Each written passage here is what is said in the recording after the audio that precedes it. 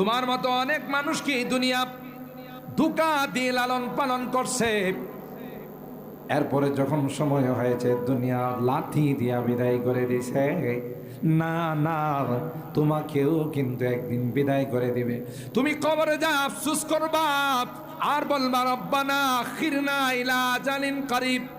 আল্লাহ, আমি তো বুঝতে পারি না, আমি তো তাফসীর মাহফিলে যায় নাই, আমি তো মসজিদে 3 দিন লাগাই নাই, 10 দিন লাগাই নাই, চিল্লা লাগাই নাই, আমি তো পরকালের কোনো সামান রেডি করতে পারি নাই।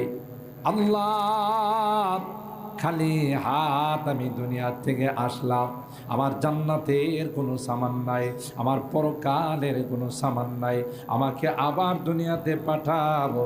আমি গিয়া নেককার হয়ে দিনদার হয়ে সমস্ত ইসলামী মাহফিলগুলোতে আমি যাব, মসজিদে 5 ওয়াক্ত নামাজ জামাতের সাথে পড়ব, আমার